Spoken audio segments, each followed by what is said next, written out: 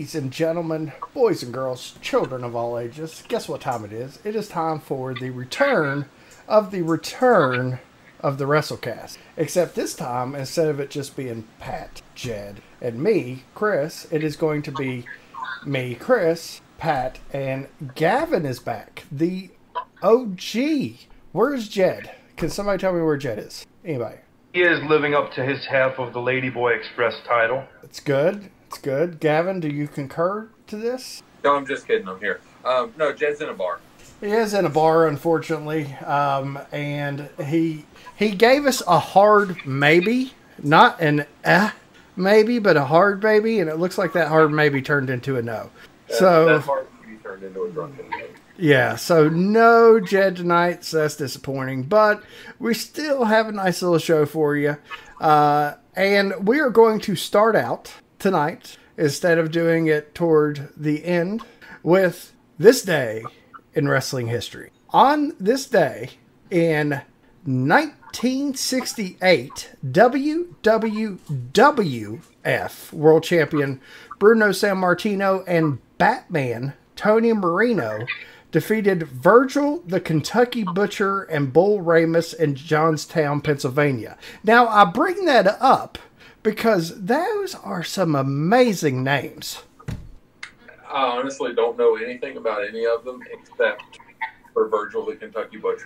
Evan, do you remember who Virgil the Kentucky Butcher went on to be?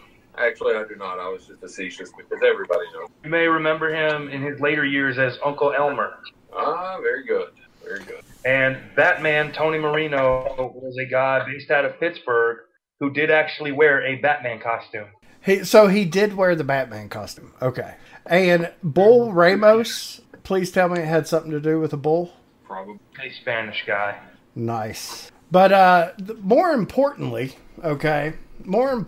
on this day, in 1971, it was announced by Vince McMahon Sr.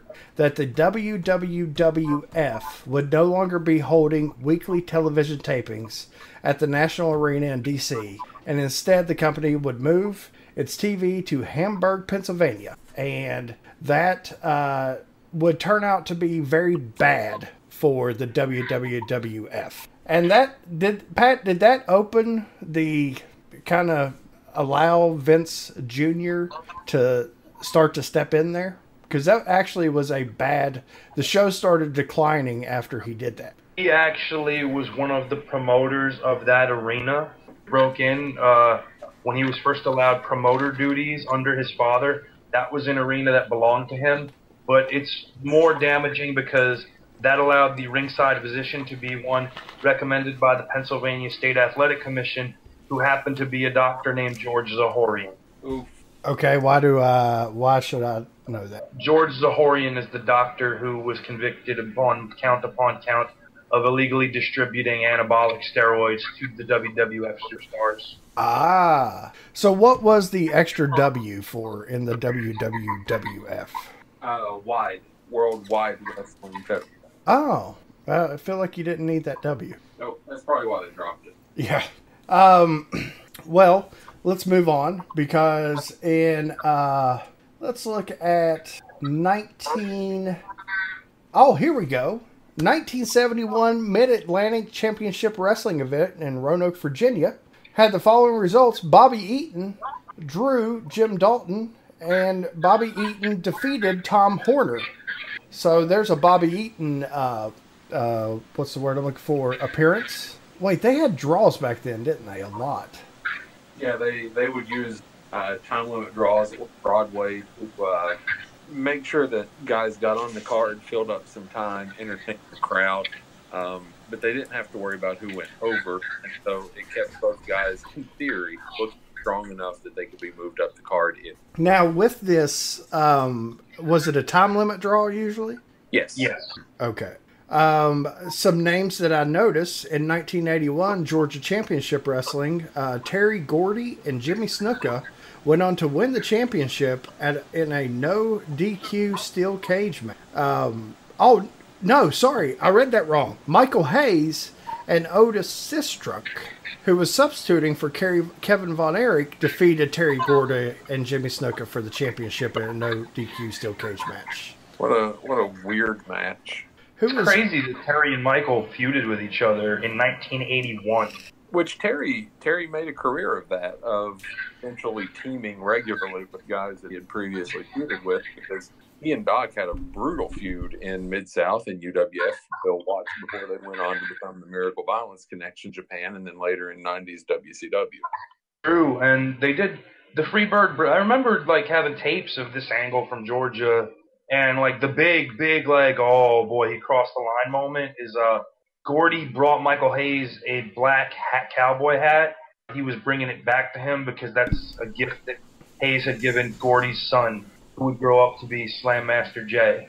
Slam Master Jay, or otherwise known as Jesse, who would ring the bell to make sure that Festus came unhinged in WWF. Yes, indeed. well Now, in Doc Gallows. in 1985, Jim Crockett Productions ran in Norfolk, Virginia, and had Ric Flair fought Magnum TA to a 60-minute time limit draw. And the 60-minute time limit draws were true Broadways. Those were your 1 hour main event. Don't go to a finish. You have to drag the crowd out and create excitement to show that, maybe Magnum can actually take the belt from Rick. He can push him as far as he can actually push him without getting a win. And so it would help when they would do the rematch in the same arena. It would help in the different loop cities that they were running at the time. And then it would bleed over into television when Magnum and Rick would interact on television. And unfortunately, Magnum would end up having his car crash. And it's probably one of those moments that it gets overlooked a little bit more now just because we're so far removed from it. But Magnum's car accident probably really changed wrestling as a whole more than because Magnum would have been NWA World Heavyweight Champion. And it's very likely that Magnum would have gotten a pretty significant run with the title. It wouldn't have been a hot shot back to Rick after weeks or a couple of months like so many of the guys were, whether it was Dusty, Kerry Von Erich, or even Ronnie Garvin. Magnum probably would have held that belt for a pretty significant period of time, which probably would have seen some different guys other than Ric Flair get elevated into the main event scene for the NWA. Probably would have had a feud with Tully Blanchard for the world title. Probably would have had a feud with Nikita Koloff for the title. Without Magnum's car accident, Nikita's face turn probably doesn't happen for a lot longer. Honestly, you may see more guys gravitate away from Jim Crockett Promotions and towards WWF because there's not as much upward mobility for them because that top babyface spot was going to be occupied either by Magnum or Dusty for the foreseeable future. So then it casts some doubt into what happens with Sting, with Lex Luger, with Barry Windham. And as easy it is to gloss over the fact that Magnum never went on to be anything more than the United States champion who had a short main event program with Ric Flair, I really feel like his car accident and his paralysis and the injuries, even though it wasn't fatal, it did end his career. I feel like it definitely sent wrestling down a completely different timeline than it was headed before that. He's the biggest guy that was going to be put in that role that never got there. Or pushes and stuff, but never where a guy was so clearly being positioned to be the guy, and then all of a sudden it's just not there anymore. Yeah. And I think the other thing that we separated Magnum from everybody else that was in that position, every booker, every promoter has his guys. Vince had Hulk Hogan and Roddy Piper, and he had Andre. And in Texas, Fritz had his sons. In Minneapolis, Vern had Nick Bockwinkel. He had Greg. He had Kurt. He had Larry. Dusty had guys that he liked, and he had guys that endorsed. He loved the Midnight. He loved Barry Windham. Obviously, a strong relationship with Blackjack Mulligan, Barry's father. But Magnum was Dusty's guy, and he was going to push Magnum. And I don't think anybody was going to be able to stop Dusty from doing that. And so that what if Magnum had never had his car accident is probably the most fascinating what if in wrestling. Well, also in wrestling history, in 1998, we had Breakdown, a pay-per-view by WWF, and the main event featured The Undertaker and Kane, both covering up then champion Steve Austin, following a double chokeslam. Pre-match stipulation stated Taker could not defeat Kane, and Kane could not defeat Taker. After the match, Vince McMahon came ringside, stole Austin's personalized smoking skull belt, and taunted Austin with it in the parking lot before driving out of the arena. I know that this happened, and I'm about 99% certain that I watched it happen, and I have zero recollection that it happened. Here, let me maybe help you. Sergeant Slaughter, Pat Patterson, and Gerald Briscoe appeared at the entranceway midway through the contest. Nope. Okay, I tried. It's a horrible match on a horrible pay-per-view. So I may have just mercifully blocked it from my own memory as a means of self-preservation. In 2004, on this day, Raw opened with a tribute to Ray Traylor. Big Bubba. Don't know whether he died the other day. He's no longer alive. Well, I know that. He wrote some really poignant words about that. Did he? Can you tell this to me, Pat? With deepest regrets and tears that are soaked, I'm sorry to hear your dad finally croaked. He lived a full life on his own terms and eaten by worms. But if I had a son that was as stupid as you, I'd have wished for cancer so that I would die too. Eddie, and leave it in the back, because the old bastard's dead and he ain't never coming back. Thank you, Pat. Thank you. Those were beautiful. What a great poem.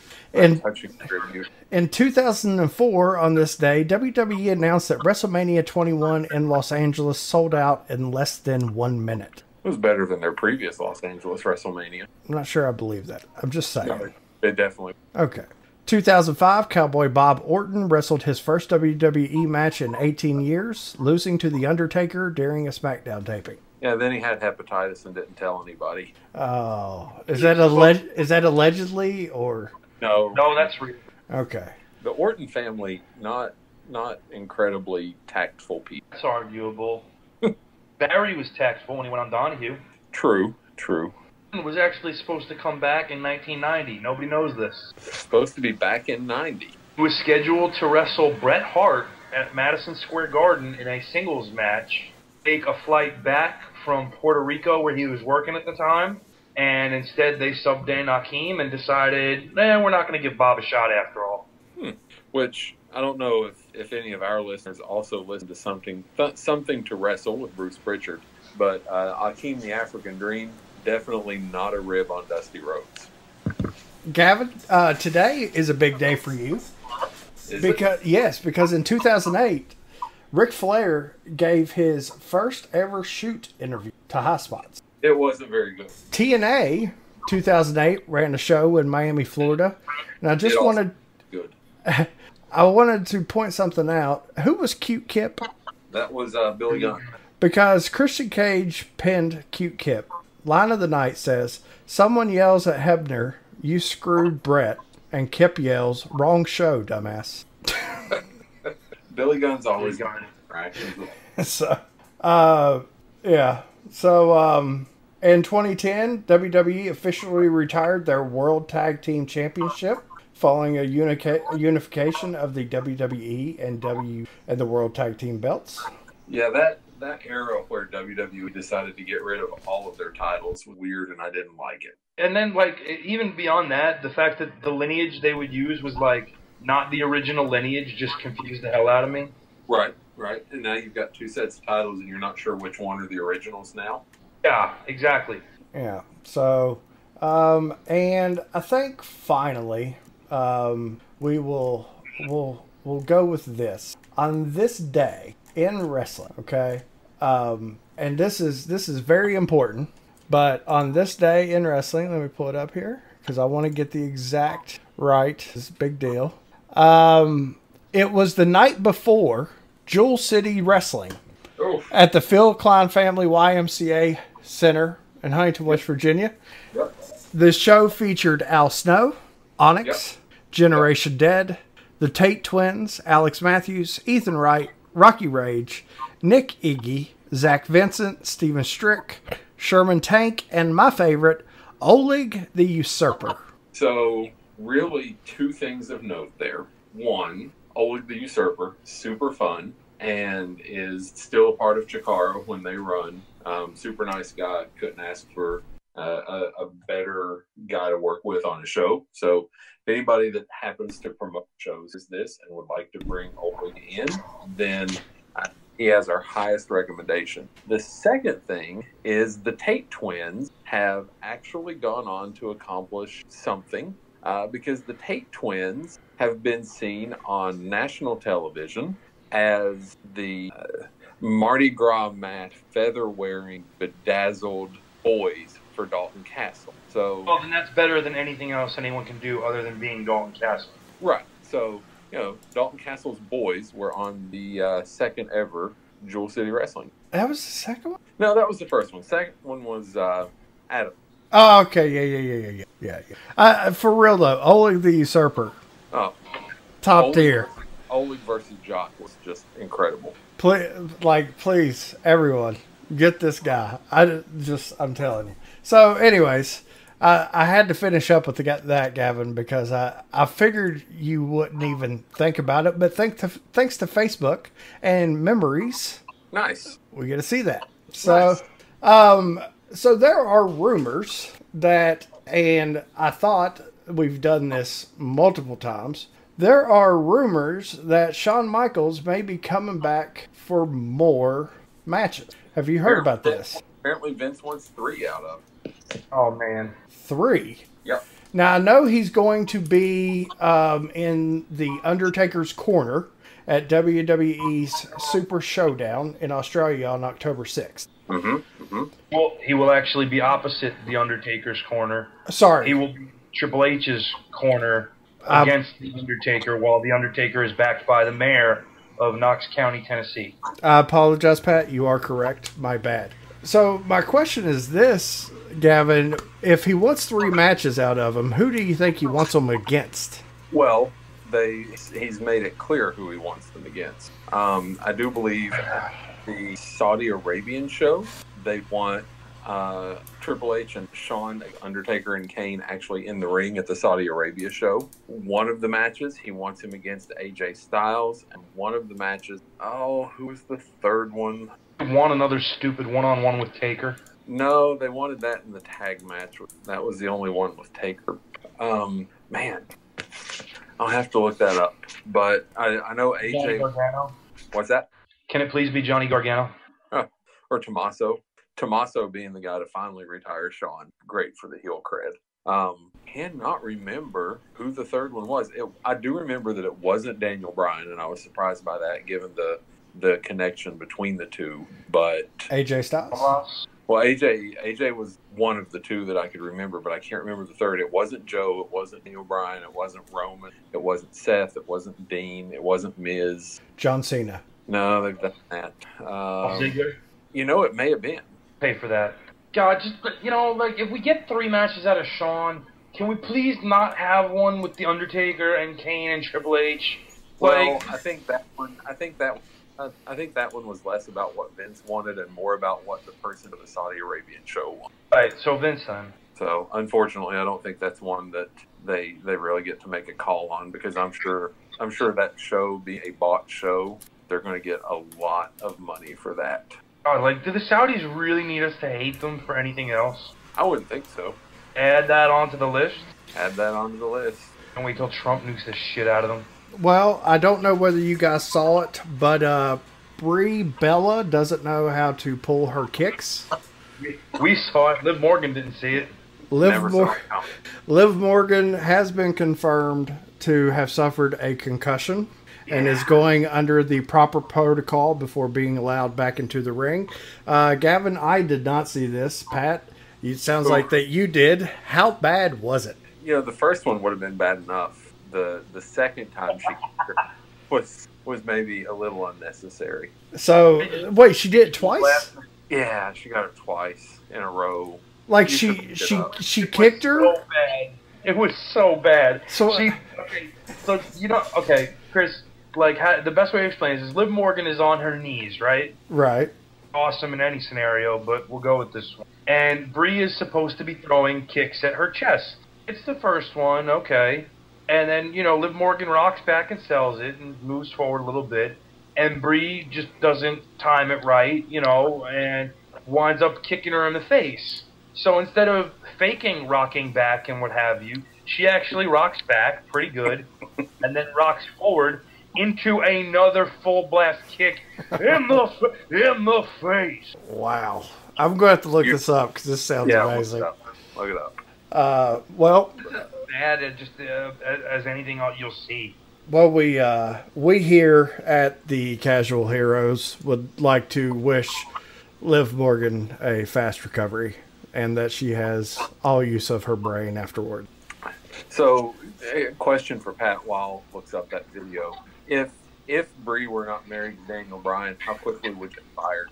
Now that Nikki's not tied to John Cena anymore, I would say there was a real good chance. Yeah, which, still awaiting how Total Bellas is going to play out with me and John, but can we just acknowledge that now this is like 3 weeks in a row or 2 weeks in a row, however long it's been, ever since they've come back, that they've been really bad in the ring again. Nikki wasn't exactly great to start with, a little bit better, but since they've come back, it's been really bad every time. Yeah, and Brie in particular. Nikki's been bad, Brie's been dangerous. Better way to phrase it. Nikki's just still not good, but Brie's doing shit that's going to kill her or her opponent. Which, if you kill yourself in a wrestling ring, that's on you, and that's fine. But you don't get to kill other people. 21 years old, there's a lot for her to live for. Chris, you find that video? No, I didn't want the sound to come in. I'll look at it here in a little bit. I'll try to find it on my phone during one of your all's Bunkhouse things or something. If I give the message, you'll see it. So it is. This is the way it's written, and I'm going to read it. So here we go. It's a new day. Yes, it is. At least for the history books. Kofi Kingston now holds the record for the superstar with the most days as tag team champion in WWE with 954, passing Billy Gunn at 953. I'm upset that this show has been so disparaging to the ass man. I don't know whether you know who was in third place. Anybody? You out there for a second. I said I don't know if you guys know who was in third place now for most days at 932. Well, let's think through this, Pat. You've got Billy's tag team champions with Bart and It's Fuji. And it's 100% Fuji.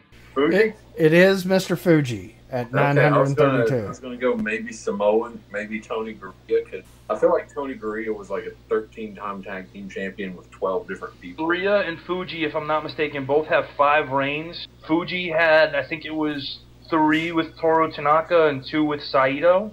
And my guess at 5, either Gurria or Strongbow. Yeah, because I know Gurria had one with Martel. Did he have one with Martel? Gurria had runs with Martel, Dean Ho, Haystacks Calhoun, and I believe Irish Pat Barrett, but I could be wrong about that. Oh, no, I am wrong about that because Gurria also teamed with Barrett's partner, who was Larry Zbyszko. There you go.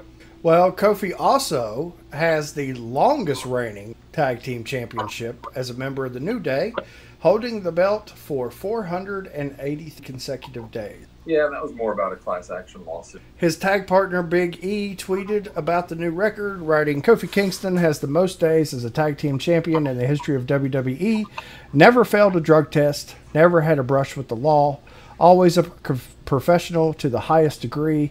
Give this man his flowers while he can still smell them. Gavin, I hope Kofi doesn't. Is Kofi Tito Santana of this generation?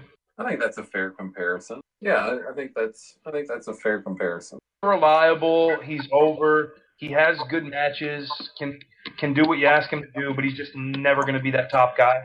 Yep, I think that's fair. And I think the idea, I think everybody understands what Big E's pushing for there. The guys in the New Day have been pretty vocal about the belief that Kofi should be WWE champion at some point. And it's a nice sentiment, and it comes in an era where everybody deserves a reign, it seems like. But if we're being honest, it's not true. Not everybody does deserve a reign. And that's one of the reasons that the World Championships and the main titles and promotions have become so devalued compared to where they were in the 80s, early 90s, is because they do get passed around and everybody gets to hold. Can we do something real quick, and can we go backwards back to the Liv Morgan thing? Yeah, did you just watch it? No, I didn't. But did you see what Taz said? Nope. So I will surmise what he said at first, which is it wasn't Bella's fault, it wasn't Liv's fault. Their timing was off, and these type of things happen. But okay, you know what? I could see that with one kick to the face, and then you stop. But her kicking again, no, it's Bree's fault at that point.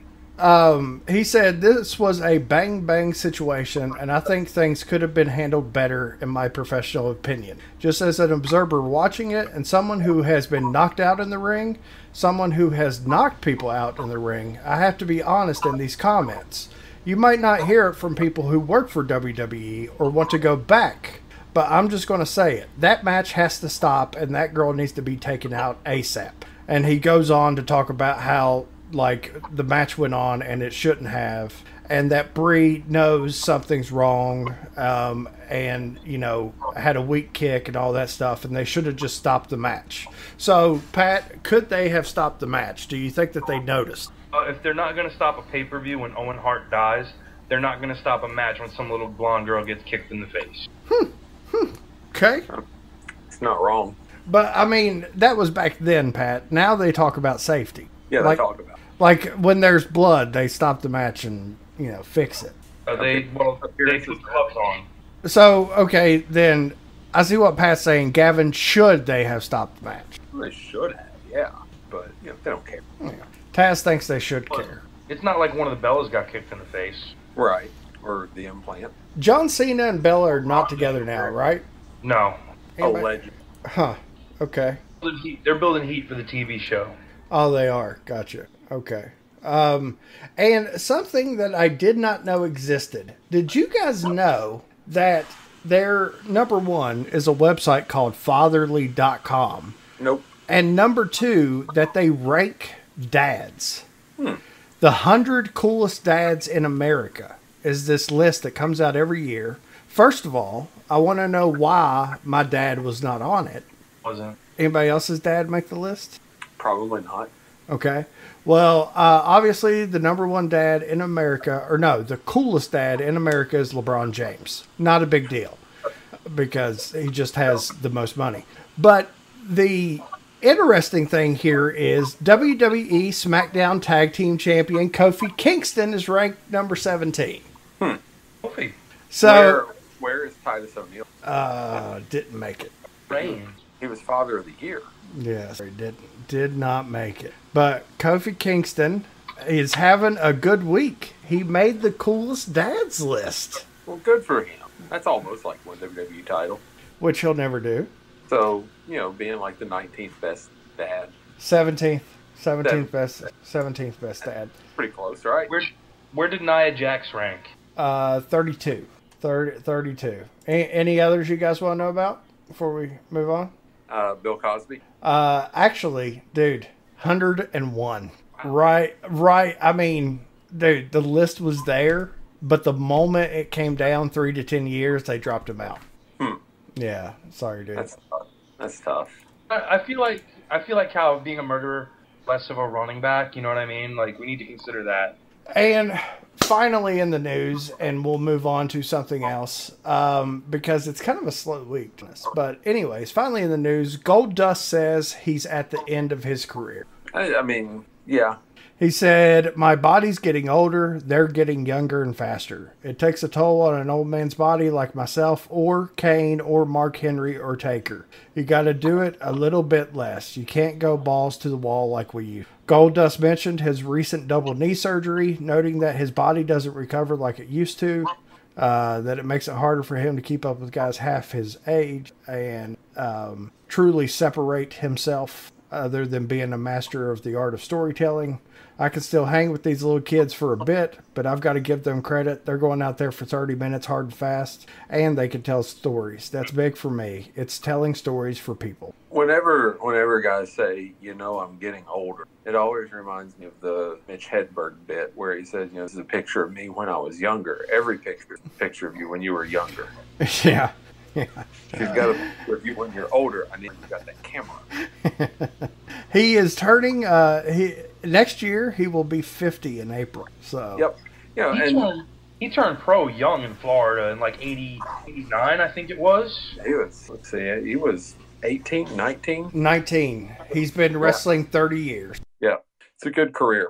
I And remember rookie Dustin teaming with Kendall Windham like before anybody knew anything about him, and then I saw him sitting in the front row of Saturday night's main event, and saw him as Gold Dust. Used to get heat for Dusty in the feud with $1 Million Man and Virgil, and yeah, I think that he's probably had more of a roller coaster career than most guys, because when Dustin was good, whether it was as the natural Dustin Rhodes or as Gold Dust, he was really, really good. And when he was having substance abuse issues, or when he just didn't care, like when he was in TNA and when he went back to WCW, you could tell that it was really, really bad. But in that discussion of, does everybody deserve a title run? Goldust is one of those guys that I feel like they could have legitimately, in WWE, when he was hot as a heel, they could have gotten away with one of those hotshot title reigns that they loved so much in the Attitude Era on Goldust, just for controversy's sake. So can we have a weekly thing where Chris asks dumb questions? I thought we had that. Damn it. Okay, so can I ask my dumb questions then? Yep. Goldust, Dustin Rhodes. Yep. Where did the Goldust thing come from? Because it is a weird thing. Do you own a dictionary? Yes. Get to the A section, and I want you to look up a word that's called androgynous. Okay. The word came about, and there was a guy named Vince McMahon who heard this word, and he says, "God damn, pal, I love it. Androgynous. Androgynous." And so there was this guy working in the WWF named Vince Russo who used to own a video store. And he loved bad B-movies that he stole plots from, and they based the character around the Oscar statue. Rather than give it a gender, they made it androgynous and gender fluid, and he would quote old movies and act very homophobic and push the homophobic button really hard. His early stuff with Razor and with Ahmed Johnson and with Roddy Piper, I mean, that was top-notch stuff. It really was fantastic. But why Dustin Rhodes? Well, Dustin, I mean, as much as Vince wanted to do something really weird and have that character that just got all of this attention for being so controversial, Dustin also wanted to do something to not be Dusty Rhodes' son.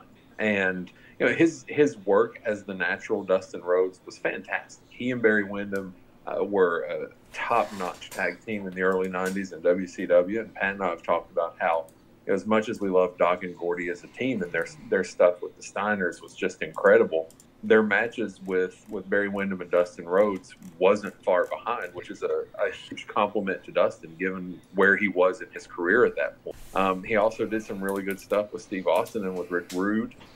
He was a good hand as the natural Dustin Rhodes in early 90s WCW, but carrying around the Rhodes name, you're always just going to be Dusty's son. No matter what you do, you're Dusty. And so the Gold Dust character was an opportunity for him to separate himself from Dusty and be his own character, to carve out his own legacy in wrestling. And by all accounts, Dusty loved the character and thought it was great that Dustin was doing it. Okay. I mean, that works. I mean,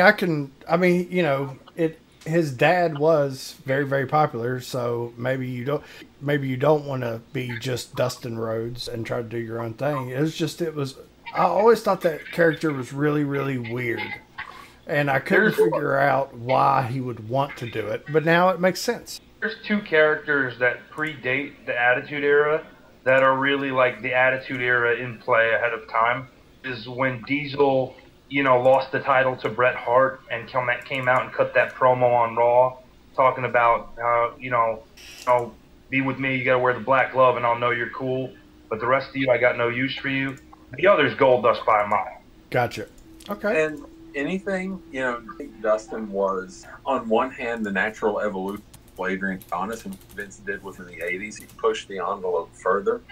But if you want to look at maybe biggest inspiration for Dustin as Goldust, it's a guy that never really spent any significant time in WWF, and it's exotic Adrian Street, who really made his name in the 70s and 80s as playing the same type of androgynous, occasionally effeminate character that once he got in the ring, you know, he was a legitimate tough guy and he could do damage. The character that he portrayed was very similar to Goldust in terms of the androgyny. All right. Well, there you go. That is your weekly Chris's Stupid Questions, brought to you by Pat. Congratulations. What? Pat sponsored that segment. No, it's brought to you by Cat-Like Reflux, line gastroenterology. Yeah. I can't wait. I haven't put that up yet, but I have it edited, and it's going up this weekend, and I can't wait till people see it. Good. If I associate with that, the better. Oh. So, anyways, Gavin, you used to do this show called the Bunkhouse Barbecue. Yeah, that was it. Yeah, that's what it was. What was it? Bunkhouse Stampede.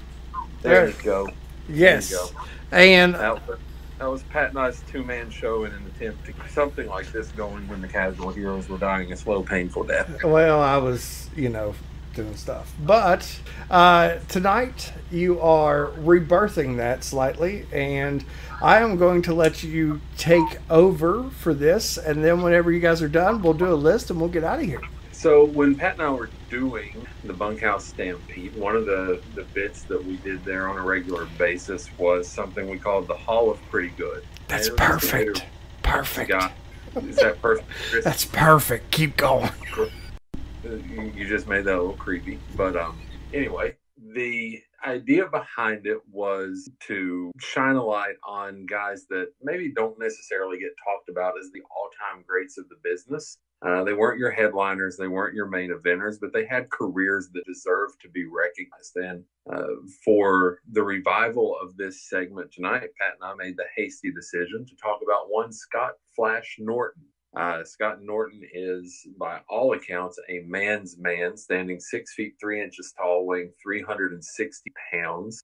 From Minneapolis, Minnesota. Now he lives in Houston, Texas, but he was trained by some of the most prolific shooters of the era for who was available to train when he broke into the business in the late 80s. Brad Rangan's an Olympic caliber wrestler, Masa Saito, who was just an absolute legend both in Japan and in the United States, and Vern Gagne, who had a strong amateur background his own. Scott debuted on April 15th, 1989, going to a time limit draw with Wayne the Train Bloom. They would later be AWA together. Wayne Bloom teaming with Mike Enos as a part of the Wrecking Crew, and later moving to the WWF with Bo and Blake Beverly, the Beverly Brothers. But we're not talking about them. We're talking about Scott Norton. Scott Norton started out as a professional arm wrestler, winning over 34 U.S. nationals. And that's where he gained his nickname Flash, because he would often defeat opponents very quickly. He had a bit part in Over the Top, and was actually recruited into the wrestling business in New Japan while on the arm wrestling circuit over there, but he turned it down. Once he did break in, again, trained by Brad Rangan's, Masa Saito, and Vern Gagne. So, Pat, probably the easiest place to start would be at the beginning of his career in the Pacific Northwest. And he was in the old Don Owen territory that finally tuckered out in the early to mid 90s. But at the time he was there with a mix of guys that were either solid hands in the ring, had established themselves for a pretty good run in Portland, or like himself, that had a time. He was there at a time when you had a good mix like you were talking about. So when Scott was in Portland, breaking in were guys like Brian Crush Adams, Scotty the Body Levy, all. And on the other end, you had a mix of veterans, the likes of which were Rip the Crippler Oliver, and the grappler Len Denton, who's one of my favorites. And had some appearances from Matt Bourne in there as well. Matt Bourne made a few stop-ins there. But it was a real interesting time, PNW, because the TV ratings were actually very good, but the territory itself was dying from its inability to compete with the larger nationally based territories. It was a good place for Norton to break in because there weren't necessarily guys who were going to immediately jump ahead of him that were younger, maybe had a better look, etc., because he looked like what he had painted on his tights later, which was a brick wall. There were good veteran guys there for him to work with who could teach him things like psychology, timing, pacing. Yeah, I think really the first exposure that I had to Scott Norton was when he started out in the AWA in 1989, 1990, when he was bouncing back and forth between PNW and AWA. And Jack. Say that again, Pat?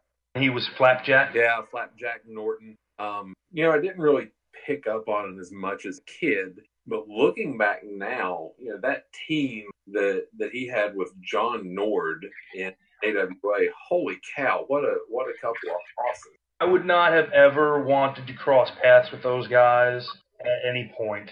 Yeah, and John Nord, one of those guys that he definitely served a purpose in the ring. Like he was a big guy, he was a brute, not a great worker, but he definitely projected a great image. And if you're going to have a roughhouse tag team, he was a natural fit for that.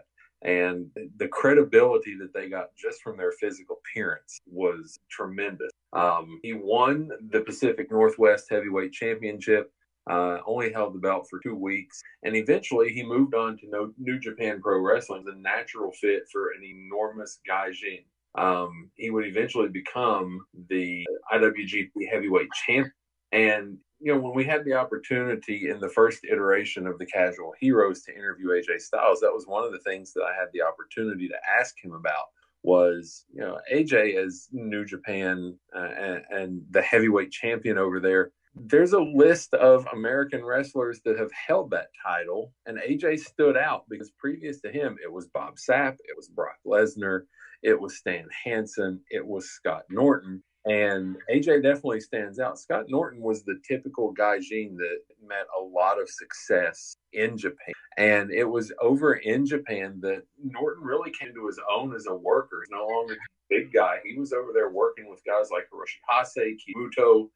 He formed a team with Hercules Hernandez, again, another costume. But Norton really came into his own as a wrestler, and I think that first 3-year run in for him was really important for him having any type of long-term career in the things where Norton, like you said, was the typical gaijin that they'd love. A big yoked-up monster who would be a guy who would have to go in there and he would use this big, stereotypical American brawn against the Japanese strong style technique of martial arts kicks and good hard wrestling. And Norton stood out eventually, learned to grip onto his athleticism, and he dropped some weight and leaned out. And it's not lean because he's still a monstrous guy, but the baby fat that he was carrying was gone. And he was literally just a wall of a man. But he's flying off the ropes, hitting flying tackles, coming off the top rope with clotheslines, and then mixing in your typical offense of power bombs and suplexes and doing it with such believability because of his strength. I remember I hadn't seen him in the American scene for years, and he was in a primary spot on the Collision in Korea card that aired on pay-per-view here in the U.S., where he wrestled Shinya Hashimoto for the IWGP title to a draw.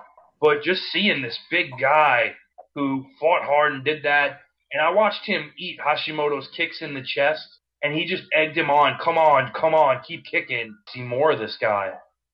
Well, and that was one of the things about Norton was of all the guys that they've ever built as in the wrestling industry, I don't know that anybody has ever portrayed it as Scott Norton, but he just looked like a guy that was indestructible.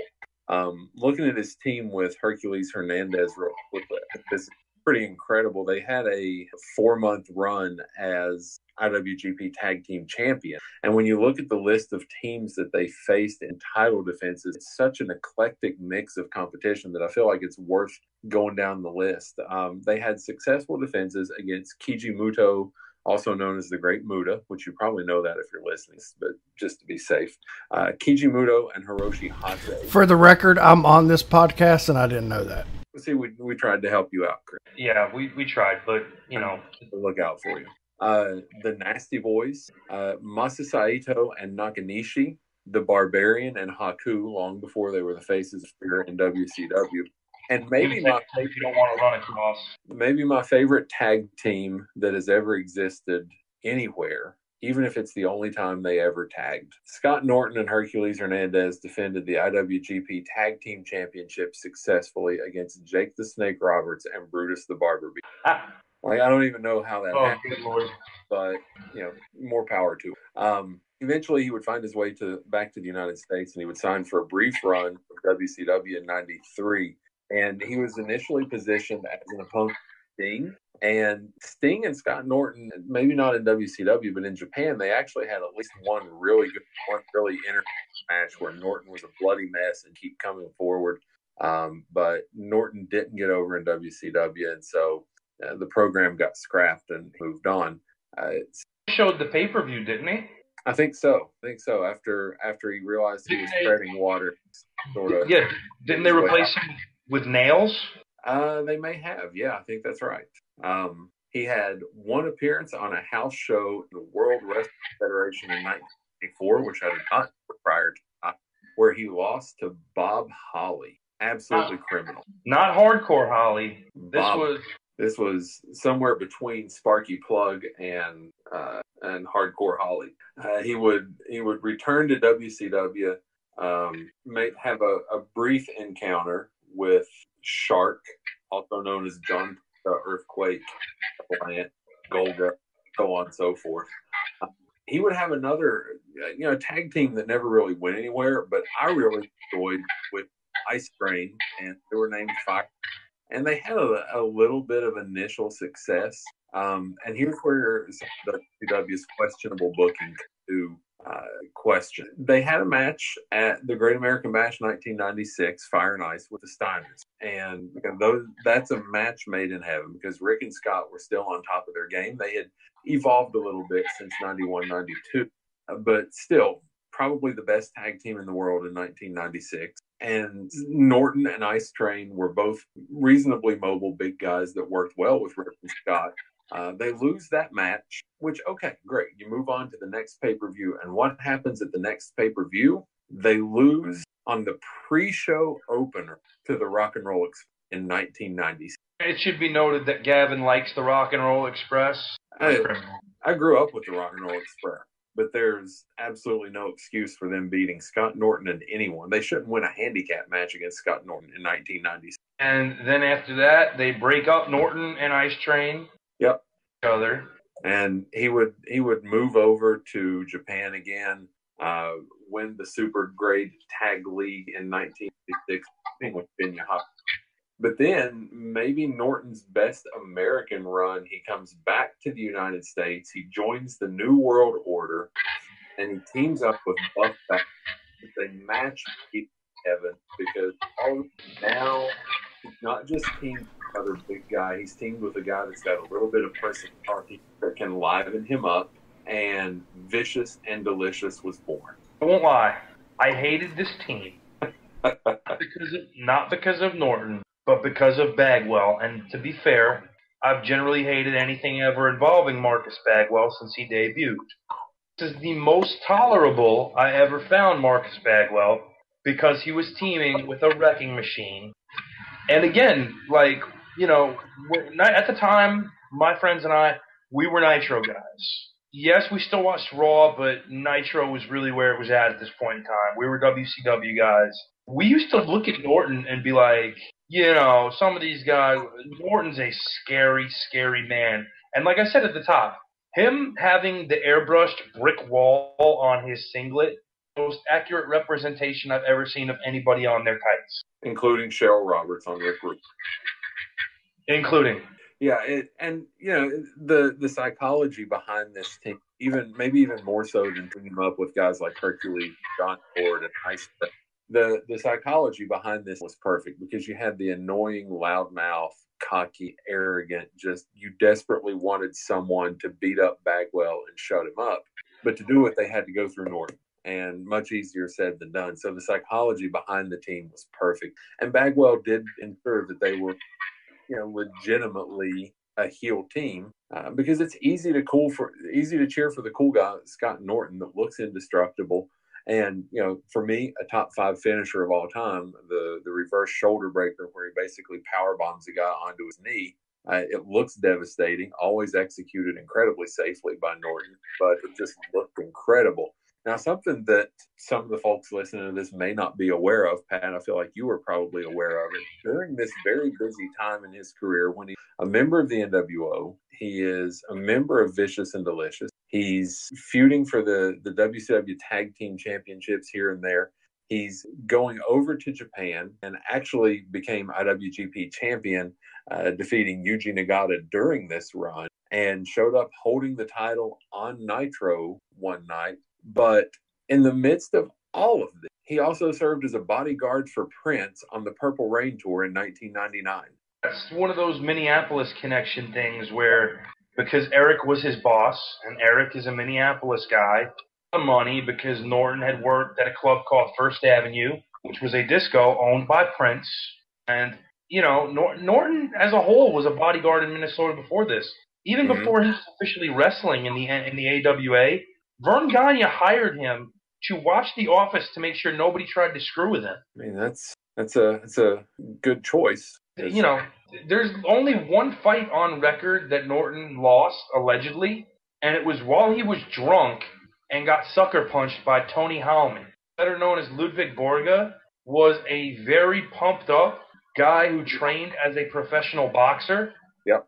Not exactly a joke, especially if he gets the jump on you. Yeah, and he's a big guy too, and not just in a muscular sense. He's a big 6'4", 6'5" guy that can throw. So after WCW died out, Scott ended up in semi-retirement, making spot appearances in Japan, and then working the independent scene. And he's had a few neat moments in that. Started his own independent promotion in the Southwest United States. It lasted for about a year. He made some appearances for Hustle in 2007. In 2008, in a match that has to be just incredibly, he and Masahiro Chono defeated Don Fry and Yoshihiro Takayama. Just incredible. He made a few appearances for TNA in 2010, a spot appearance for All Japan Pro Wrestling's 40th anniversary tour, teaming with Keiji Muto to defeat Masanobu Fushi and Taiyo Kei. And then in 2017 at Wrestle Kingdom 11, he took part in the New Japan Rumble, from which he was eliminated by Michael Elgin, who is like the dime store version of Scott Norton. But if you've ever watched any interviews with Norton since he's left the business, one of the things that probably will surprise a lot of people is he's a guy that has a tremendous sense of humor. He's very well spoken, and he's very realistic about his position in the wrestling business. He's not a guy that carries a lot of bitterness, anger over the fact that he's never a superstar in America.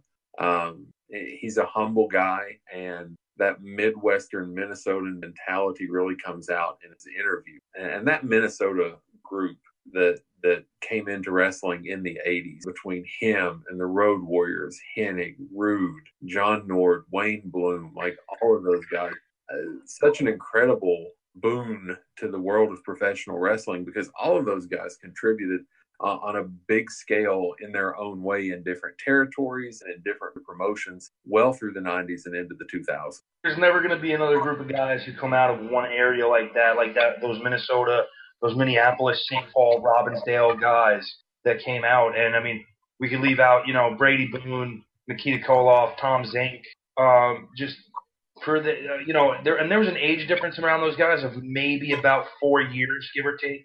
Yeah.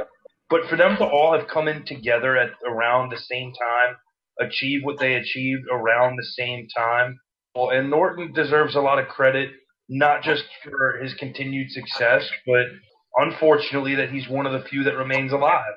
Yeah. And, you can certainly criticize a lot of what he did in terms of business decisions, his insistence on pushing his 130-pound son.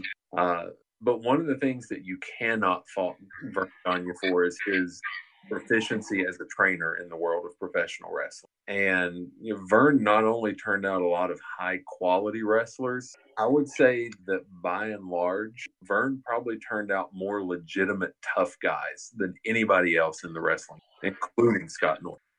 I wouldn't disagree with that based on the results we saw. So if you've never watched Scott Norton stuff, you've never really sat down and paid attention to him, I would encourage you to find some videos of Flapjack Norton from the AWA just for comedy gold. I would strongly encourage you to track down the match against Sting from Japan, where he's a bloody mess. I would encourage you to find any of the Jurassic Powers stuff that you can. And while we're on that, I'm going to see if that Jurassic Powers versus Jake Roberts and Brutus Beefcake match is online anywhere. I pray that it is. If you can find that, please send the link. And, you know, the Vicious and Delicious stuff is probably what you're already most familiar with listening to this. But going back and revisiting that, just to see how much fun it was to see Scott Norton be the guy that backed up Buff Bagwell's mouth. Buff was annoying. Buff was frustrating. Buff was good at his job of being a heel, even if it was unintentional. But Norton just absolutely excelled in silent enforcer role.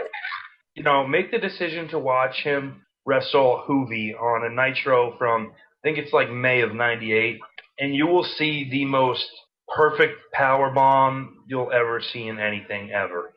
And, you know, we talk about all of this, and somehow, we managed to not talk about the legendary feud between Scott Norton and Ernest Miller. Oh, jeez. when the NWO repeatedly told Scott Norton that Ernest Miller was calling him out, he wasn't. And Scott Norton just unleashed the most gracious chops I've ever seen on week after week after week. That was literally booked just to entertain the guys in the back. And I'm sure they probably actually did try to stir Norton up at Miller, because Ernest Miller apparently had a lot of heat when he first came into WCW. And so guys were immediately like, who can we get to mess with him that he really can't do anything with? He's a karate champion. He's a legitimate tough guy. I will throw Norton at him. So looking up Scott Norton matches from Japan and just a general playlist that's available on YouTube, we'll run down a list of 10 that I found that seems to be the most complete playlist that I can find right off the bat. And there are three very interesting matches right off the bat. One, Scott Norton taking on Brad Armstrong and he, also known as Savio Vega, in 1993. Scott Norton and Hercules taking on the Hellraisers, Hawk and Kensuke Sasaki. Scott Norton and Hercules taking on Chris Benoit and Jushin Thunder Liger. Then we get into some more of the WCW stuff. Norton versus Chris Adams, Norton versus Hoovy, Norton versus fellow barrel-chested powerhouse Jim Neidhart, Scott Norton versus the One Man Gang, Scott Norton versus Arn Anderson, Scott Norton versus Silver King, and then the playlist wraps up with Bill Goldberg versus Scott Norton Thunder in 1999. And I always felt like of all the guys they fed to Goldberg, Scott Norton was the guy that at least looked like he had the greatest chance of stopping Goldberg. There was one of the wrestling magazines, I want to say it was Wrestling Superstars, like in '98, it was the 100 strongest wrestlers active. Mm-hmm. And they ranked Mark Henry 1, Goldberg 3, and Norton was 4. Figure Mark Henry's going to be in there because he's billed as the world's strongest man.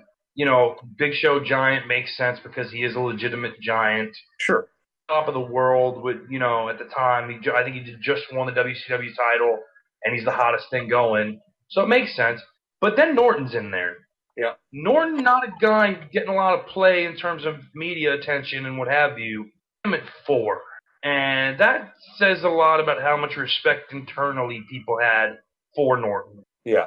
And, you know, this is completely aside from Norton, but you get on YouTube and stuff up and different things will pop up into your search results. And a match that, again, I never knew happened, and now it's bookmarked. Hulk Hogan and the Great Muta versus Road Warrior Hawk and Kensuke Sasaki. No idea that ever happened. That was during the '93 Hulkamania tour in Japan when he was the champion. So, yeah, all kinds of fun. See if Daily Motion has anything else to give us for Scott Norton, and then we can... Just quick video game news of the day for WWE fans. The overall highlights of WWE 2K19 have been released. The highest overall superstar rating is a tie at 93 in Brock Lesnar. The lowest overall is a 64 to my good friend Kurt Hawkins. Overall female rating, for some reason, belongs to Ronda Rousey at 87. Lowest overall female rating at 69 belongs to Dana Brooke. The highest 205 live rating is 83 for Cedric Alexander. XT rated performer is Aleister Black at 84. Very good, very good. Looking on Daily Motion, there does seem to be quite a few more options for Scott Norton matches. Some really interesting ones pop up on here. You can see some of the single stuff against Muto, but you can also see the Road Warriors, Suzuki Sasaki, taking on the Steelers of Scott Norton.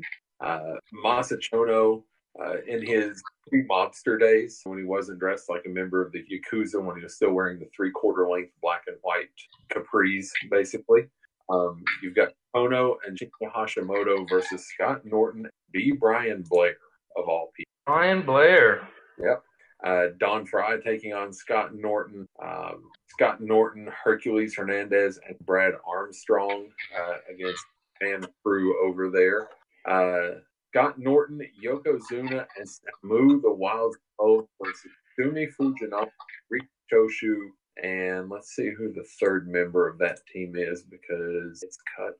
That's got to be like 1990, 91. I don't know if it even date the third. Who's the third man? Oh, it is 1991. Correct. It is Scott Norton, Kokina Maximus, who would go on to become Yokozuna, Samu the Wild Samoan, Sumi Fujinami, Riki Choshu, and Masa Said. What an incredible six-man tag. Daily Motion has some of the Portland stuff on here. You've got Scott Norton and Steve Dahl taking on the Grappler and the Equalizer. So yeah, Daily Motion, a lot of fun stuff. A lot of good stuff here for Scott Norton career retrospective. You can go down the rabbit with it. So that's the Hall of Pretty Good. Scott Norton, definitely worth your time with stuff on Daily Motion and YouTube. But we can bring Chris back in because I believe Chris had a list for us. The last match to point people towards Daily Motion, despite the third. 1992, Keiji Muto, Riki Choshu, and Shinya Hashimoto against Bam Bam Bigelow, Scott Norton, Don Rambo. Don Rambo, better known as Corporal Kirchner. Better known as Corporal Kirchner, made a nice living for himself in Japan and in Europe. Catch wrestling. So am I back? Am I back? Yeah, you're back. I'm back. Sweet. All right. So to end the night, I have the greatest list to ever be invented. That's very, very big talk. Clearing my throat for this. We mentioned it on the last cast. Here we go. 15 wrestlers who were arrested for the most bizarre reasons. Fantastic. Oh my. Pat, real quick, you can find that Norton Hercules versus Brad Armstrong Savio Vega match on Daily Motion. Love it because I'm a Savio Vega fan. Okay, Chris, back to you. All right. So we went over one of these last week, or not last week, the last one, and that was the William Regal. Pat, you're reverbing. But here we go. Now, parameters. They got arrested for really weird or awkward or embarrassing stuff. That's parameters. Everybody good with that? Yep. Wait, now, Chris, is there anything serious on here? Yeah. There's it's not like murder serious, but there are some interesting. There's one that's, I would believe, kind of serious. Because there's one arrest that never gets talked about that I really hope is on this. Okay. Well, here we go. Number 15 is Disco Inferno. Now, Disco Inferno. Should I read what it actually says? Because they kind of okay. Disco. Well, Chris, I don't know if you knew this or not, but he's so funky. He's so cool. He's just a disco. Disco Inferno was the complete entertainment package of WCW back in the 90s when he was a promising mid-carder because of his moves in the ring. I'm really getting aggravated that I'm hearing myself in Pat's mic. Pat, move the headphones slightly. Please, buddy. All right. So, he wrestled for TNA some years after that, but apparently that wasn't enough for him. Inferno got into gambling. Yep. And was arrested in 2007 in a gambling bust at the basement of a house in Roswell, Georgia. He was among 27 people arrested, as it was quite the bizarre incident to get arrested for and not one you'd even expect to be put behind bars. Inferno had to undergo much humiliation for this awkward arrest, later deciding to turn his life around, and he is seemingly doing much better nowadays. Yeah, he turned his life around, and now he manages a strip club in Vegas. So what you're saying is Disco Inferno and Dwayne could be friends? But I guess because it's an underground casino type thing is why he got arrested. That's what I'm going to guess. Oh my God, Pat. You also broke up a lot there. I'm going to drive to your house and murder you, I think. Gavin, you hear this, right? Yes. Okay, good. Thank you. This one. Maybe I'll buy some. Yeah, this one is bizarre. Does anyone remember Johnny Grunge? Yeah, from Public Enemy. Yes. He was arrested because he stole one of the WCW production vans. Huh. So, okay. He was later apprehended and arrested by the police. Obviously, he wouldn't survive in the company much longer after that weird arrest, as this tough man who passed away in 2003 due to sleep apnea complications will be remembered for this really one-of-a-kind arrest. What do you think he was thinking when he stole the WCW production van? No, it was just a rib. Piper stole a ring truck once. Was he going to sell it? I don't... Can you fence a stolen WCW production truck? I don't know. That's the question I need to know. Well, in 2011, Jimmy Uso, a member of the Usos, was arrested for driving the wrong way down a one-way street at 3 a.m. Arrested for that? So he was also charged for a DUI. There we go. There you go. Yeah. So he was not arrested the wrong way down a one-way street. He was arrested for a DUI, and he happened to drive down one-way street the wrong way. I would say that is more accurate. Yeah. I should feel better or worse that I've done that sober. Worse. I mean, there's plenty of opportunities to do that in Huntington as well. So one-way streets for days. I went through a jug handle in a very unfamiliar part of New Jersey and was using a GPS where I had no idea where it was leading me. And it spit me out onto the highway, immediately facing the wrong way. And immediately across from me was a police car. That's a tough one. Does anyone remember Billy Joe Travis? Yep. Skinny, had a perm, was questionably homosexual. In the USWA in Memphis. Yes, Yep. he was. There's some decent uppercuts.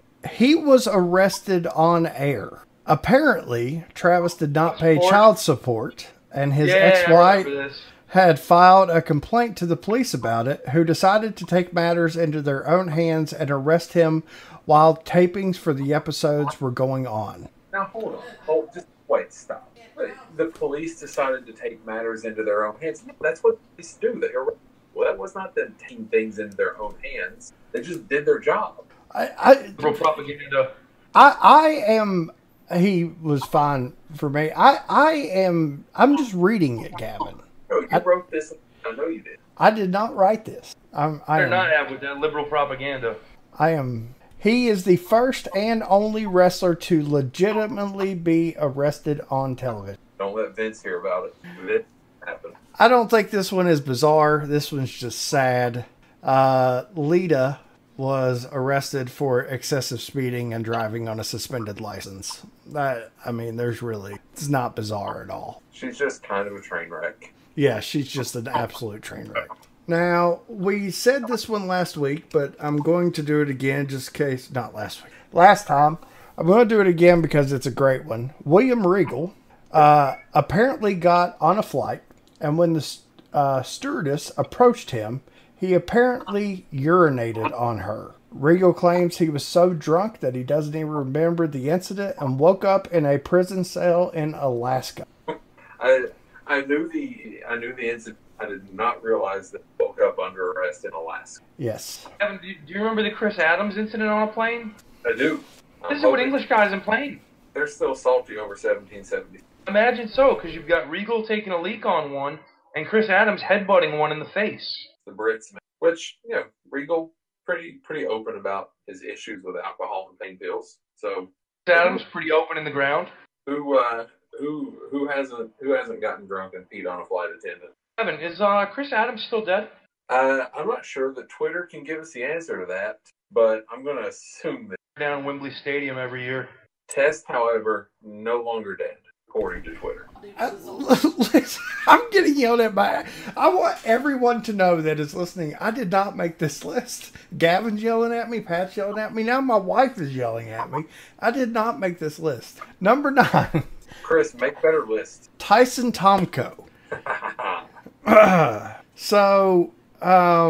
Tomko apparently robbed a pharmacist and escaped with 210 tablets of oxycodone, later going to a nearby Chili's restaurant and taking almost 180 of them.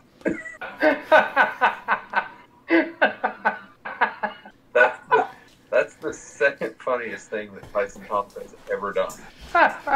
Chris, do you remember the funniest thing that Tyson Tomko ever did? No. You will when I say it. Okay. Christian and his bodyguard, Tyson Tomko. Christian decides he's going to rap. He looks back and says, Tomko, give me a... And Tomko looks at him with a dead serious straight face and just says, no. Okay. Fantastic. This is by far the best entry on this list. So, here's the thing. I need to know what milligram, because he should have been dead taking 108. When you listen to Kevin Nash talk about the number of somas to run through, it's amazing what the human body can tolerate. Like, you're really not trying unless you go to that route. For some reason, every time I see Tomko, I have to think back. I know they're not the same person, but he always makes me think of Test. I don't know why. They're pretty much the same person. He's a mustard test. And then I always think to myself, is Test still dead? And the answer is no. I checked the Twitter, and the last entry was he is risen on April 1st.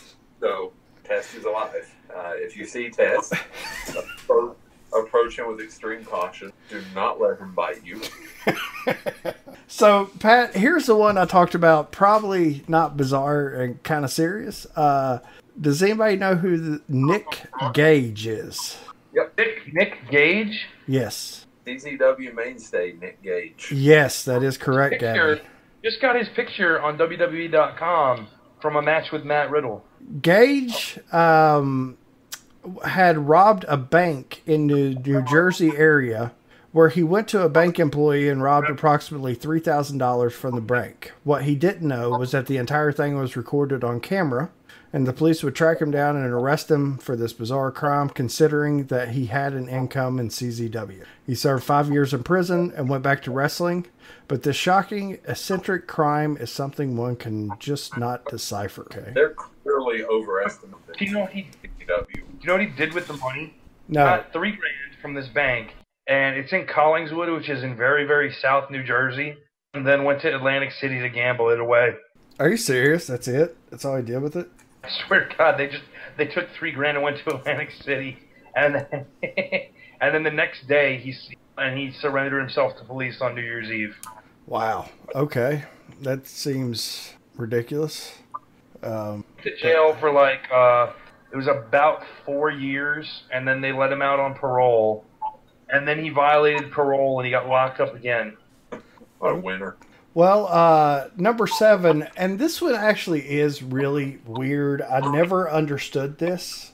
I just don't get it. Emma was arrested for allegedly stealing an iPad case. I was pretty sure the charges got dropped on that. Okay, they did, but this is the beginning of the downfall of Emma. Yes. Now, see, he is right. Now, here's one thing like this I do follow. So she uses the self-checkout, and she goes and purchases the stuff, and according to her, she just forgot that it was there, or it didn't scan or something. And as she went to walk out, they arrested her. And then WWE fired her. But then they rehired her like the next day because it was so strange. And she was later let go, but she had to do community service and do an online course about stealing. Yeah, now she does an online cooking show that you can tell that she would rather kill herself. But see, here's the thing that I don't understand. I have actually worked security at a place before. It was JCPenney's up here at the mall. if somebody went to walk out with stuff, we were not allowed to run out and tackle them anything. We could try to get them back in the store. So what I don't understand is, number one, how they, because if the thing goes off, you can just keep walking. Like, you don't have to stop. Number two, how did they even get her arrested for probably what was $25 and the lowest misdemeanor you can get? Right. I don't know. So some stores, like, depending on what part of the country you're in and what company it is that the store is owned by, like, a lot of them, instead of security, will have police officers on duty, pay off-duty cops to be their security. So even though that cop is not technically on duty, they can still make an arrest. What they can do it based on in that instance is there a dispute happening over this procured merchandise, et cetera, et cetera. So I worked in very much the same vein as Chris, where you were not supposed to get physically involved at all, and in fact would lose your job if you did. Serve and report. Like, if they walked out with merchandise, you make a call into the front, tell them to have somebody cover the door. You're going out to write down the make, model, and license plate of the car they go away in. Right, Chris? Yeah. I mean, that's basically it. Yeah. But I mean, ours was at a mall, so like people could be going out to their car, or they could go into the mall. And like, I remember following someone out and being like, "Ma'am, you need to come back in. You have merchandise you haven't paid for." And they said no and kept walking, and I couldn't do anything. Okay. All right. Well, thanks. And guess what? They didn't have real cameras. So here's my question. Oh, cameras for show? Yes, cameras for show. Oh my gosh. Yes. The company I work for, if someone's like stealing or whatever, you can physically stop them and they will let you, and it's okay. Yeah. I never understood this one. It was an iPad case. Yeah. Now, here's something that I don't understand. Pat, on YouTube, you can find Hiro Saito, not Masa, Hiro Saito, and Scott Norton teaming up to take on Jushin Thunder Liger and Oz, as in Kevin Nash painted green with silver hair, Oz. I don't need to understand it. It's fantastic as you described it. So, number 6 is The Big Show. And The Big Show... Desecration of a corpse? No, it was not. The Big Show was part of some controversy back in 1999 when he was charged with an assault by a person who said that Show had apparently broken his jaw by punching him at the Marriott Hotel and Resort in New York.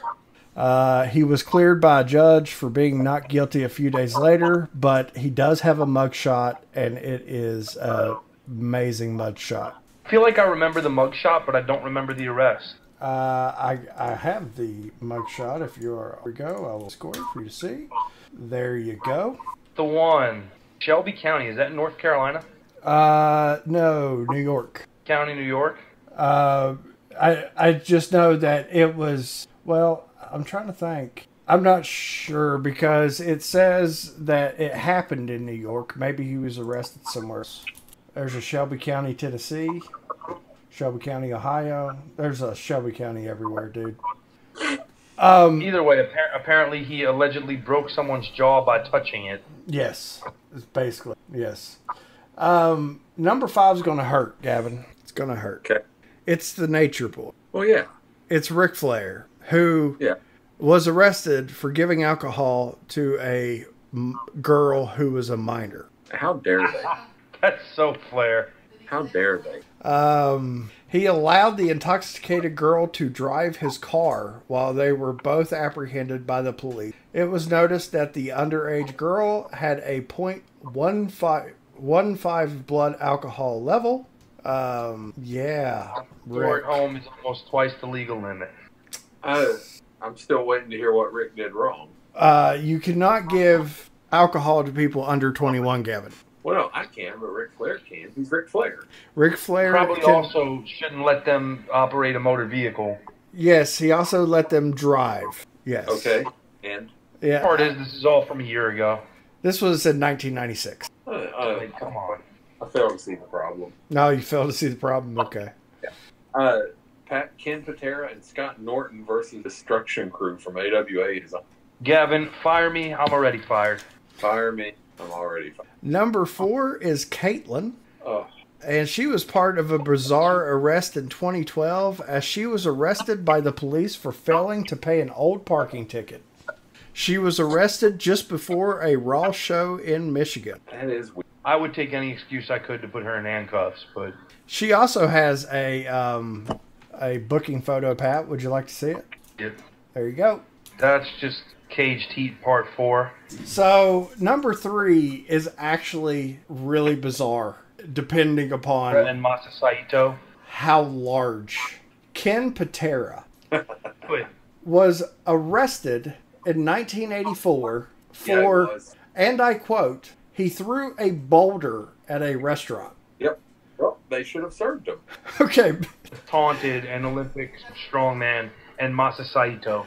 Which honestly, and Pat can back me up on this, Ken Patera was probably the safer of the two to taunt. Yes, Masa Saito and Patera were denied service at an after hours at a McDonald's in the Wisconsin area. Angered by this, Patera apparently threw a boulder at the restaurant before leaving with Saito.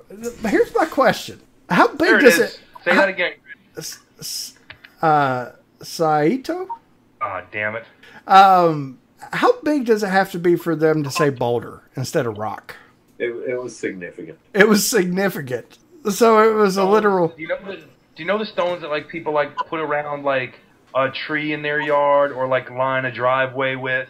Yeah, yeah. Tons of those.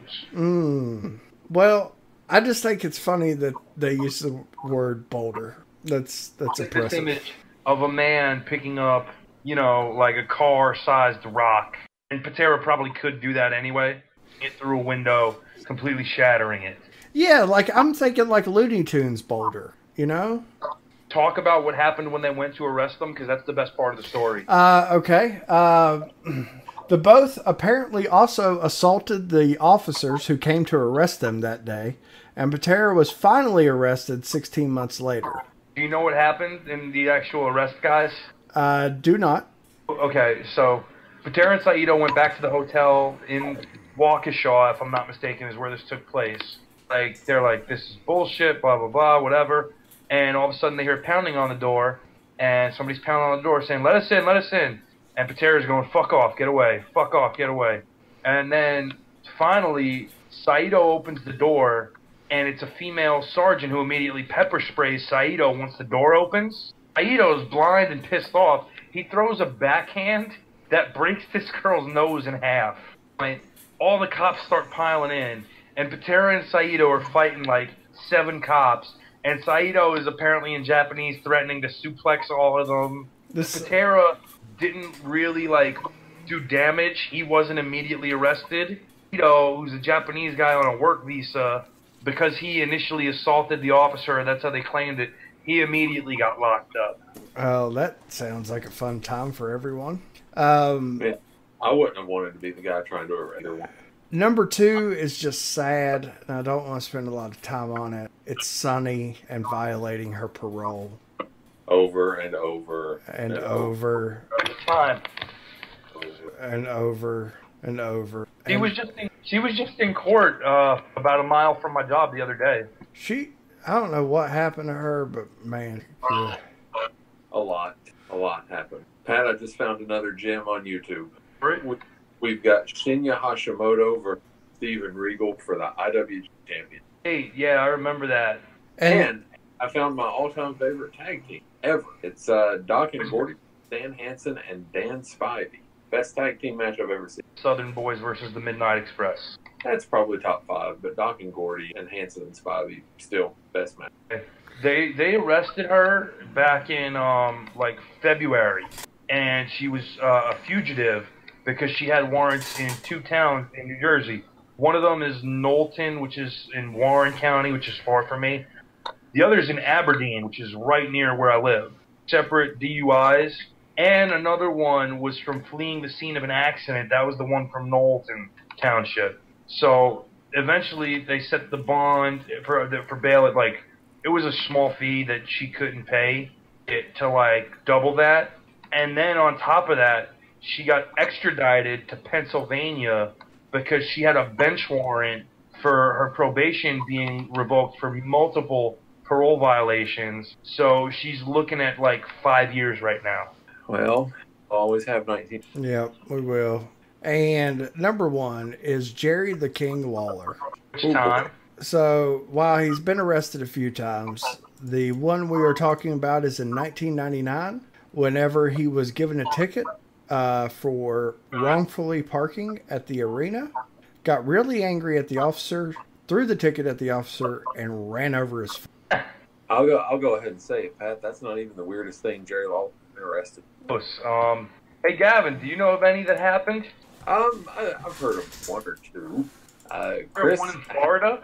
how comfortable are you with delving into Jerry Lawler's? Well, I know what you're going to say, and I think there was a reason that was not brought up. Because here's the thing. My wife came in here and was like, are you going to talk about the most bizarre one ever? And I was like, what are you talking about? And she's like, the one where the guy killed his wife and kid with a Bowflex. And I'm like, you do realize that this is a fun list, right? Like, not... Also, there wasn't an arrest made, even though Kevin Sullivan should have been questioned. Yeah, there was never an arrest made, honey.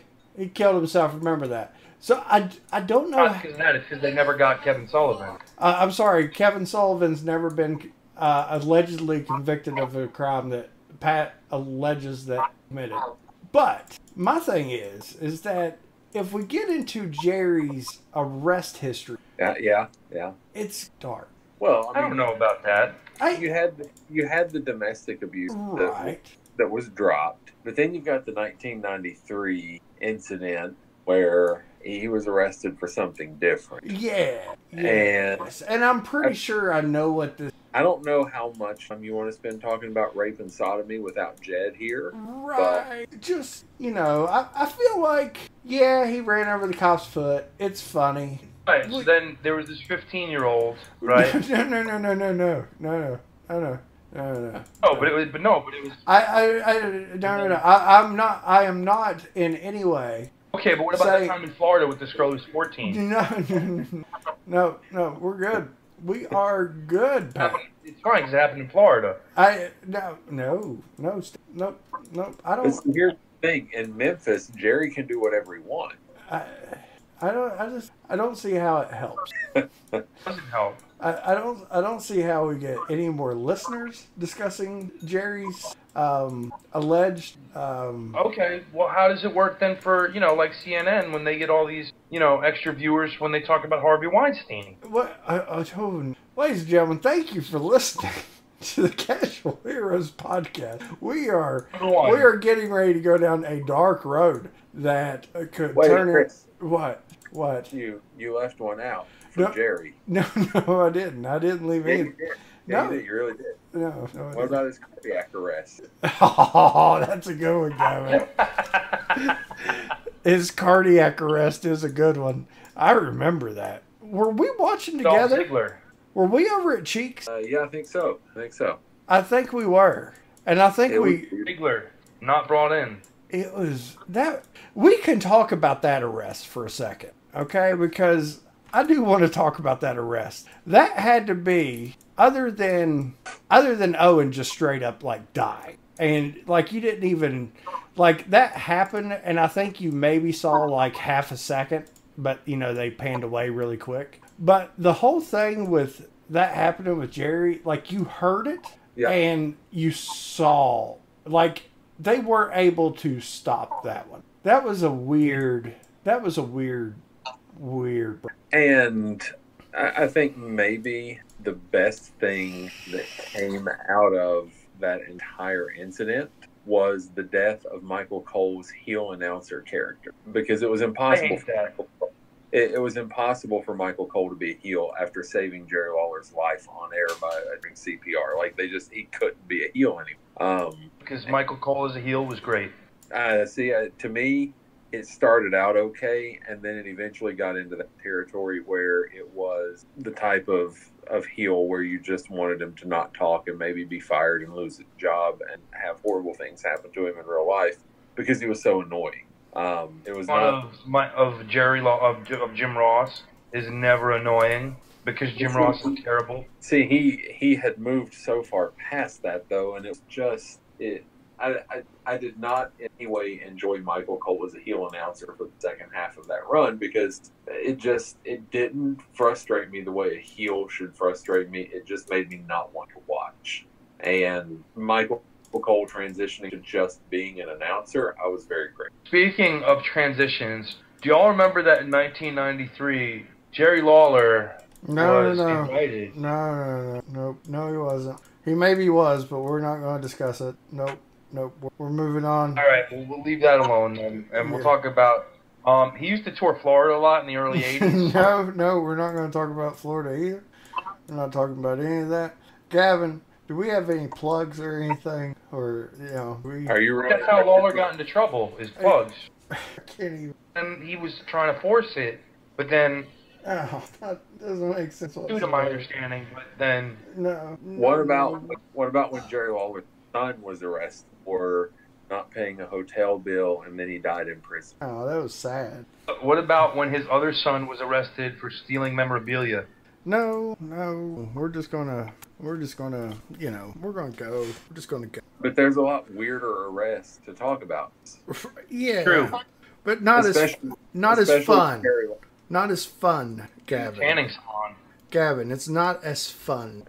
Well, okay. See, not as fun because running over a cop's foot, fun. All right. It's fun. But when you're in 1993 with a 15-year-old... not fun. It just seems like a lot more fun to me. In 1993, I would have been 13, so it would have been okay for me. I technically would have been the victim of statutory rape, and I would have been okay with it. I had some boss camp counselors who, let me tell you, they could have done whatever they wanted to me. No, we're good. We're good, I think. We're good. So is there anything else we need to cover, Chris? No, I think we're good. I think we have covered... For Democratic... One of them is running for a Democratic seat in 2020, so I just want to put that out there. No. Not going to talk about that either. Chris, remember that time we had a director tell a United States attorney to go F himself on our show? Yep, I do remember that. Yep. Good time. I wonder if that U.S. attorney had anything to do with Jerry Lawler's 93 arrest. Doesn't matter. Not going to talk about it. We'll move on. What about the 1983 arrest? Nope. It's okay. No arrest. The Conch Republic. No. Chris, has Jerry Lawler ever been arrested that you know of? Yes, he has. Yep. How many times? There's been a few, just none that we really need to discuss, I don't think. Oh, so only one of them was bizarre? No, bizarre fun. Oh, okay. I think we define fun very differently. Bizarre fun, but not stuff we don't need to do to happen. So, thanks everyone for listening to the podcast. No, hold on. What about when Vader was arrested in Iraq for threatening a talk show? Oh, that was Kuwait. Kuwait. That was Kuwait. Same thing. Not the same thing. Kuwait. What about when Vader was arrested in Denver, Colorado for being drunk and disorderly?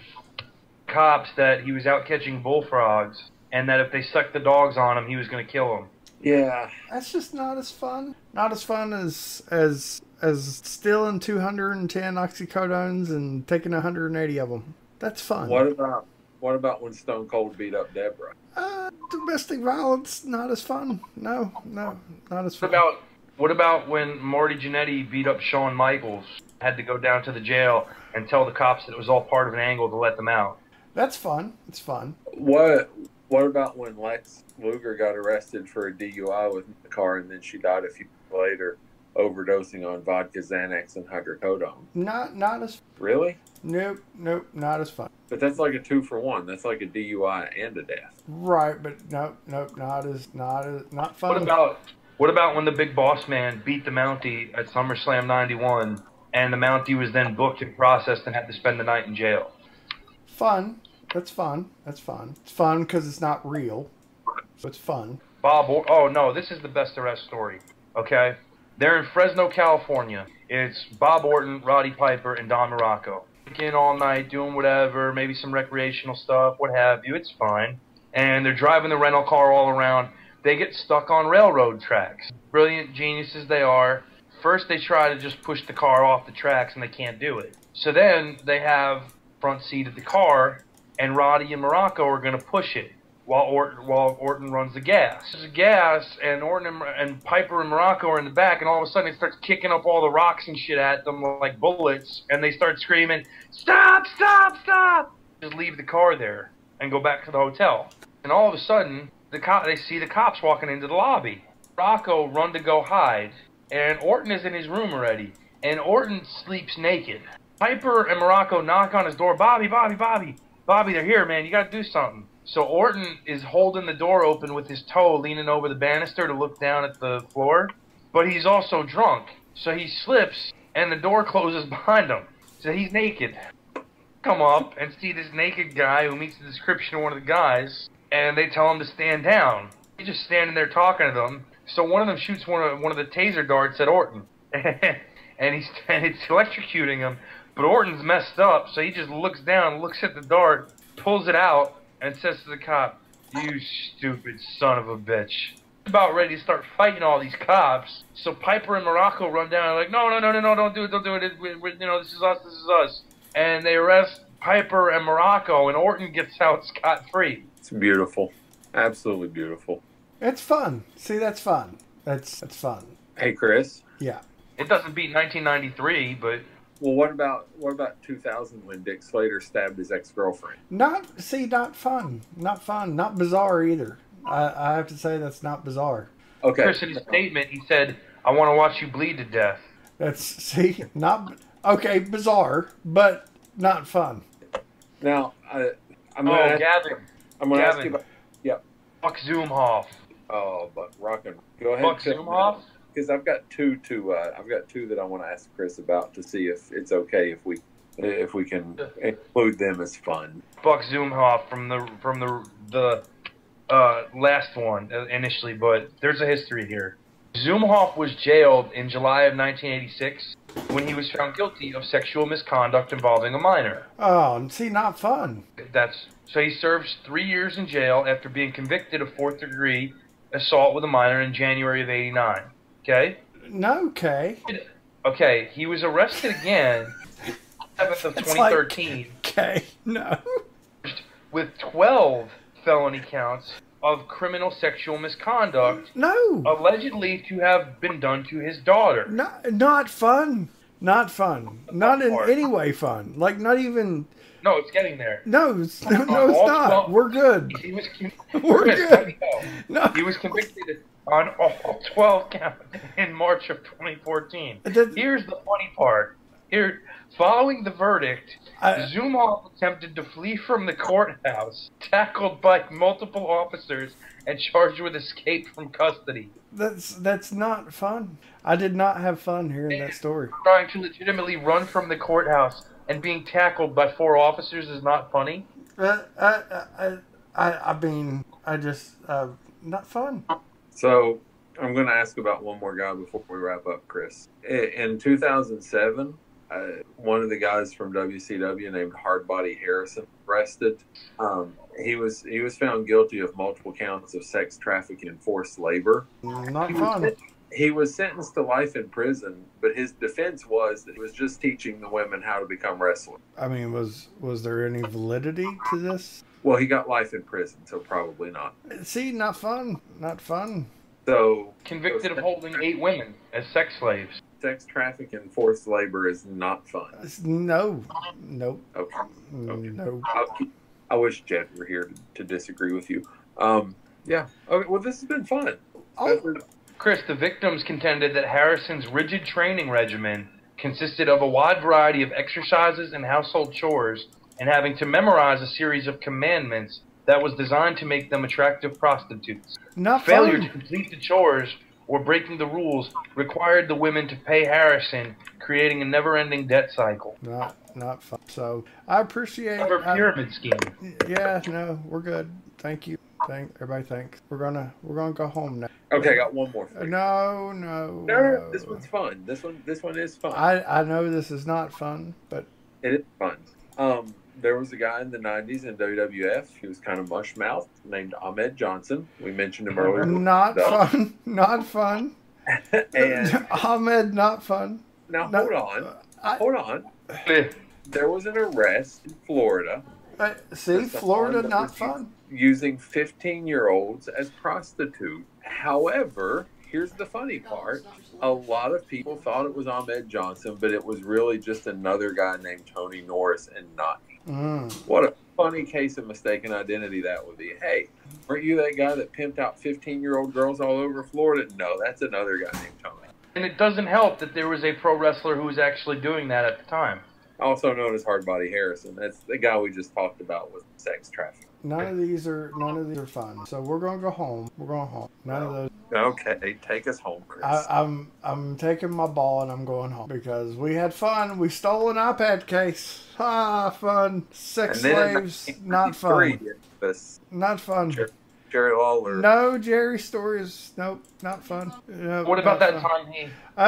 We're good. Thank you, everyone, so much for listening. We will probably never do this again because we'll be pulled off of you or something. So yeah, it's been great and fun. Allegedly. It's allegedly been fun. I don't know if it's. I don't know if it's really been fun, but it's allegedly been fun. But yeah, do we have anything to? We don't. I'd just like to say that everything we read comes from the internet. That's great. Yep, it's great. We're not responsible for anything.